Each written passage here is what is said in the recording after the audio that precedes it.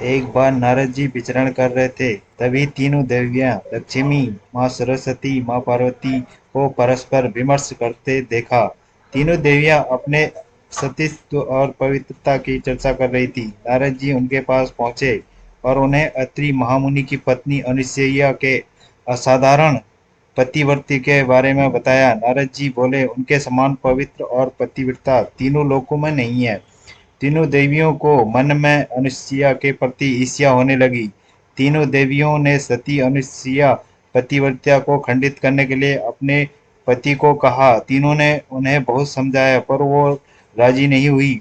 इसी विशेष आग्रह पर ब्रह्मा, विष्णु और महेश ने सती अनुसुईया के सतीत्व और ब्रह्म शक्ति परखने की सोची। जब अत्रि ऋषि आश्रम से कहीं बाहर गए थे, तब ब्रह्मा, विष्णु, महेश तीनों पत्नी यतियों का भेष धारण किया और अति ऋषि आश्रम में पहुंचे तथा भिक्षा मांगने लगे।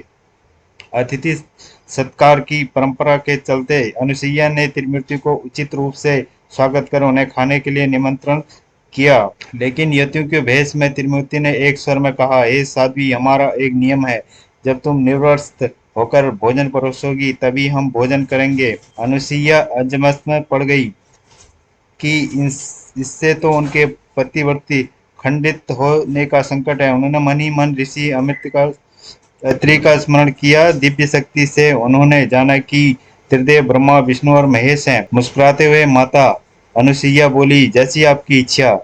तीनों पतियों पर जल छिड़क कर उन्होंने तीन प्यारे शिशुओं के रूप में बदल दिया। सुंदर शिशु देखकर माता अनुसुईया के हृदय में मातृत्व भाव उमड़ पड़ा। शिशुओं को स्तनपान कराया, दूध भात खिलाया, गोद में सुलाया। तीनों गहरी नींद में सो गए। अनुसुईया माता ने तीनों को झूले में सुलाकर कहा, तीनों लोगों पर शासन करने वाले त्रिमूर्ति मेरे शिशु बन गए हैं, मेरे भाग्य को क्या कहा जाए। फिर वह मधुर कंठ से लोरी गाने लगी।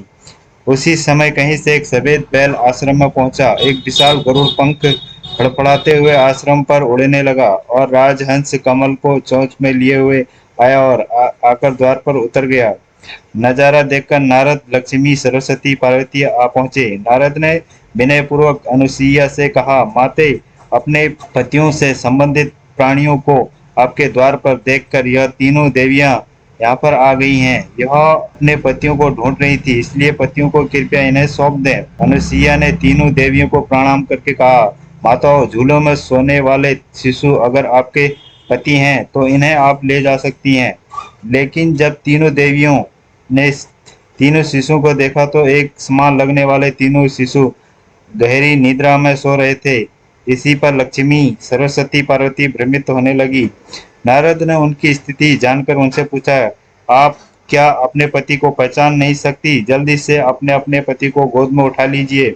देवियों ने जल्दी में एक शिशु को उठा लिया, एक साथ त्रिमूर्तियों के रूम में खड़े हो गए। तब उन्हें मालूम हुआ कि सरस्वती ने शिवजी को, लक्ष्मी ने ब्रह्मा और पार्वती ने विष्णु को उठा लिया है। तीनों देवियां शर्मिंदा होकर दूर जा खड़ी हो गई। तीनों देवियों ने मन माता अनुसुईया से क्षमा याचना की और यह सच भी बताया कि उन्होंने ही परीक्षा के लेने के लिए अपने पतियों को बाध्य किया था।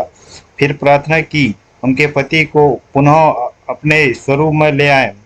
माता अनुसुईया ने त्रिदेव को उनका स्वरूप प्रदान किया। तीनों देव सती अनुसुईया से प्रसन्न हो बोले, देवी वरदान मांगो। त्रिदेव की बात सुन अनुसुईया बोली, प्रभु, आप तीनों मेरी कोख से जन्म लें, ये वरदान चाहिए, अन्यथा नहीं।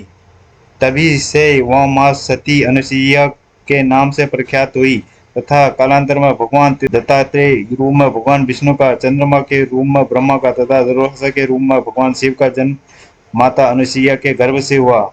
मतांतर से ब्रह्मा के अंश से चंद्र, विष्णु और अंश से दंत तथा शिव के अंश से दुर्वासा का जन्म हुआ।